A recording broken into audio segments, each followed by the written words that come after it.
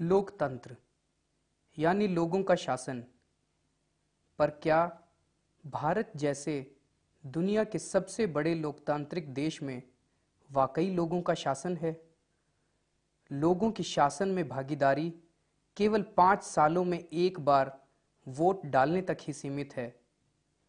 जनता के नुमाइंदे जनता के नाम पर सरकार तो चलाते हैं, लेकिन जनता जनार्दन की न तो सरकारी कामकाज में भागीदारी है और न कुछ कहने जानने का हक। क्या यही लोकतंत्र है? जो लोग टैक्स देते हैं हाथ खड़े करें। कौन कौन टैक्स देता है यहाँ पे? बहने, भाई, बुजुर्ग, बच्चे, तो सारे देते हैं टैक्स। किसी ने भी टैक्स दिया? कोई 1 2 3 4 5 6 7 8 इतने सारे लोगों में बस 8 लोग टैक्स देते हैं? झूठ, बिल्कुल झूठ। आप सारे लोग टैक्स देते हो, आपको पता ही नहीं आप टैक्स देते हो। इस देश का गरीब से गरीब आदमी भी टैक्स देता है। जो एक हमारे देश का भिखारी है, वो भिखारी भी टैक्स देता है। देश का हर नागरिक जाने अनजाने टैक्स के रूप में न जाने कितना पैसा देता है। एक बच्चा पैदा होता है, उसको जो सबसे पहला इंजेक्शन लगता है उस पर भी टैक्स होता है, और जब आदमी मर रहा होता है उसको जो आखिरी दवा दी जाती है, मरते मरते बेचारे को इंजेक्शन जो लगता है उस पर भी टैक्स होता है। पैदा होने से लेके मरने तक आदमी सरकार को पैसे देता रहता है, टैक्स देते रहता है। उस टैक्स का मालिक कौन है? सरकारी अफसर है कि हम हैं? हम हैं इस टैक्स के मालिक। किसी को शक है इस बात पे? हम हैं इस टैक्स के मालिक। और जो सरकारी अफसर है वो तो हमारे नौकर है, क्योंकि उस टैक्स से उनको तनख्वाह मिलती है, हमारे पैसे से उनको तनख्वाह मिलती है। तो सरकारी अफसर हमारे और मंत्री सारे हमारे, हम मालिक हैं और वो लोग नौकर हैं। इस देश का मालिक कौन है? लेकिन मालिक और नौकर के इस रिश्ते में पिछले 50 सालों से आज तक मालिक ने नौकर से हिसाब ही नहीं लिया। उसे मालूम ही नहीं कि पाई पाई जोड़कर जमा की गई उसकी पूंजी कहां और कैसे खर्च होती है। वो तो ये भी नहीं जानता कि अपना हिसाब मांगे तो कैसे मांगे। जनता जाती तो अफसर उन्हें धक्का देते, एक तो पैसा लेते और दूसरे ललकारे खाने पड़ते हैं जनता को। सूचनाओं और जानकारियों का न होना ही लोगों की इस दुर्दशा का कारण है। 2 अक्टूबर 2001 दिल्ली सरकार ने आम नागरिकों को सूचना का अधिकार दे दिया, लेकिन जनता तो ये भी नहीं जानती कि उनकी बस्ती की दुर्दशा का सूचना के अधिकार से क्या लेना देना। जनता को यह बताने का बीड़ा उठाया परिवर्तन ने।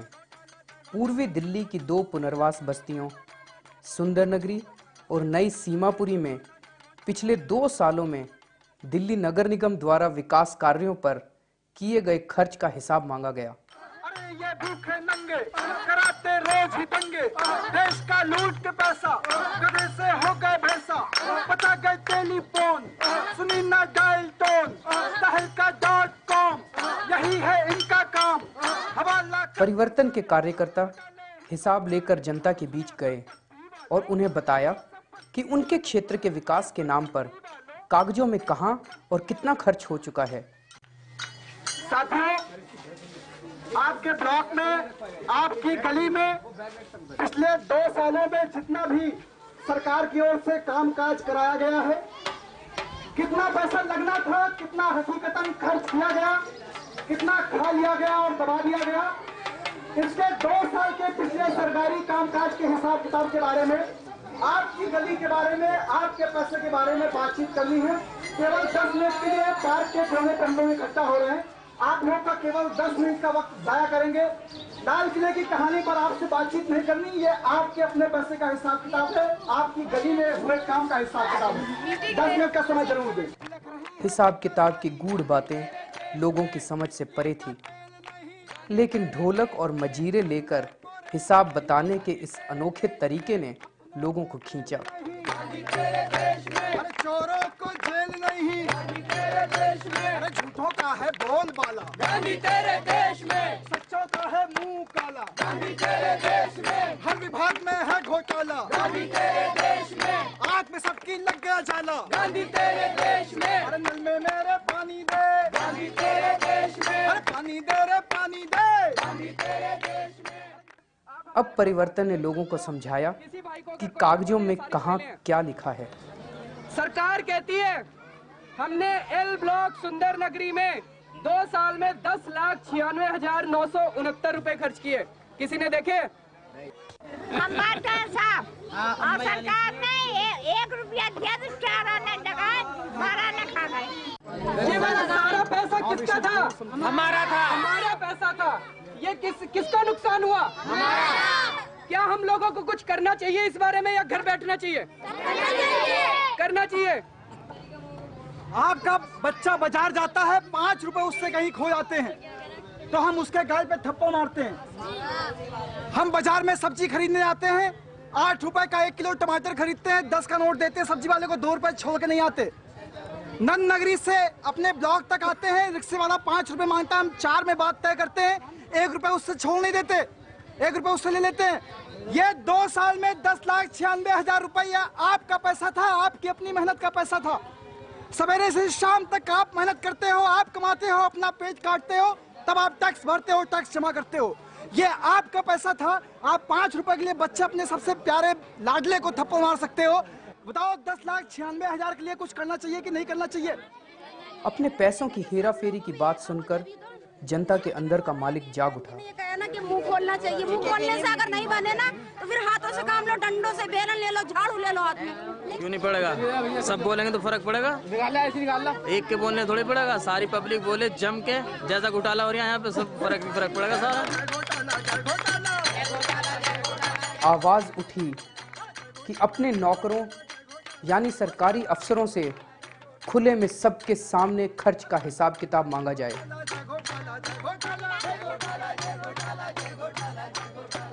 फैसला लिया गया कि 14 दिसंबर 2002 को जनता सुनवाई करेगी।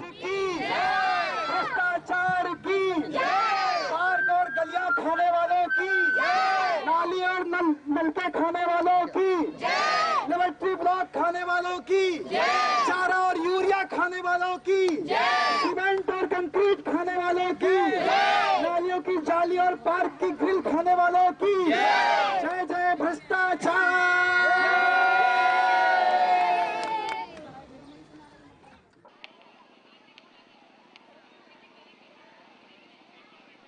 और फिर इसके साथ ही शुरू हो गई जनता की अनोखी अदालत की तैयारी। सुंदर नगरी का एम ब्लॉक पार्क 14 दिसंबर के दिन जनता के इस अनोखे जुनून का गवाह बना।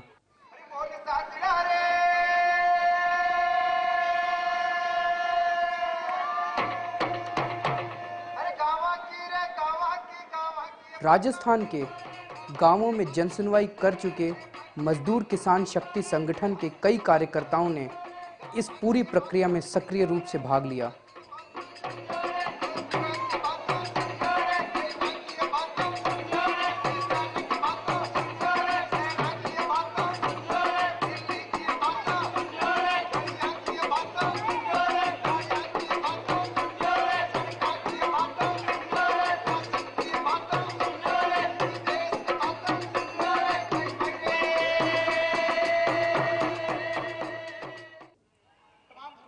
शहरी विकास के खर्च के हिसाब किताब को लेकर यह देश की पहली जनसुनवाई थी।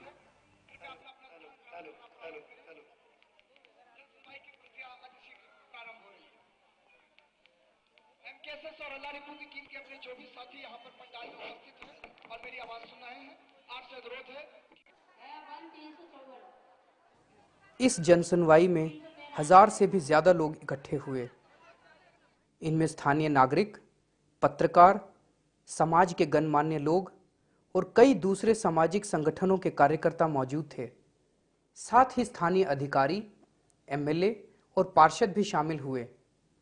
उच्चतम न्यायालय के पूर्व न्यायाधीश जस्टिस पी.बी. सावंत की अगुवाई में एक पैनल बना, जिसके संचालन में यह जनसुनवाई हुई।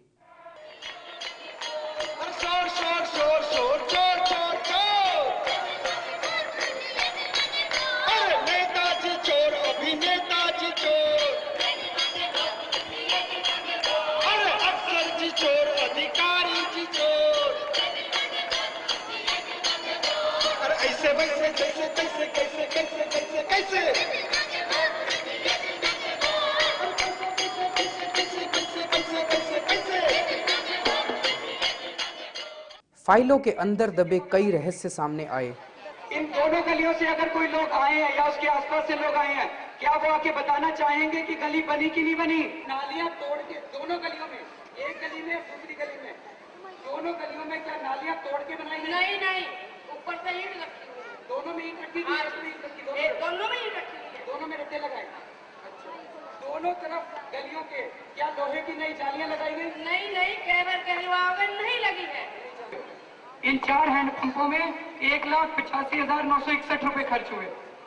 इन चारों हैंडपंप में बिजली की नई मोटर लगनी थी। अब मैं जानना चाहता हूँ, एम और एन ब्लॉक में रहने वाला मेरा नाम दिनेश कुमार है। मैं M109 सुंदरनगरी का निवासी हूँ और हैंडपंप के ऊपर मैं ये बोलना चाहता हूँ, जैसा कि यहाँ लिस्ट लगी हुई है जिसके अनुसार जो गवर्नमेंट टॉयलेट हैं जिसमें हैंडपंप नए लगने थे और उसके साथ मोटर भी लगाई जानी थी, लेकिन जहाँ तक मुझे याद है कि 1998 या 99 में जो पंप लगे हैं वही पंप अभी तक काम कर रहे हैं। कोई नए पंप नहीं लगाए गए हैं और ना कोई मोटर लगाई गई है। जनसुनवाई की यह डगर आसान नहीं थी। मुझे धमकी दी गई है।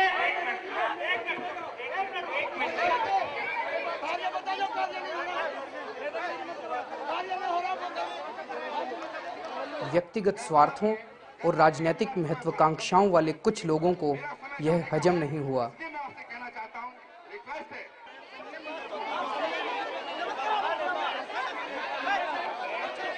बैठ जाएगा। अच्छा सुनिएगा।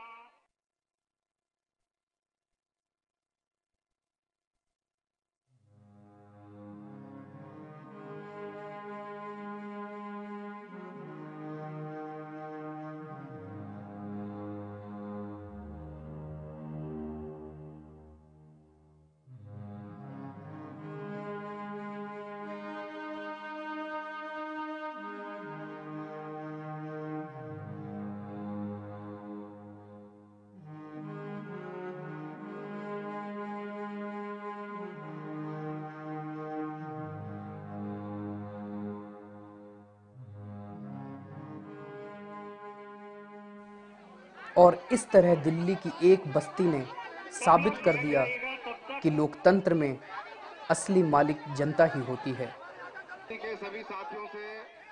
सिर्फ हंगामा खड़ा करना मेरा मकसद नहीं, मेरी कोशिश है कि ये सूरत बदलनी चाहिए।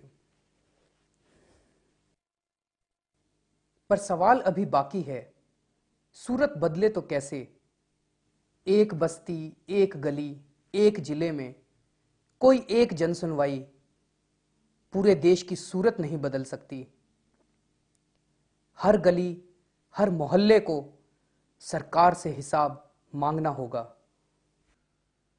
हो गई है पीर पर्वत सी पिघलनी चाहिए, इस हिमालय से कोई गंगा निकलनी चाहिए।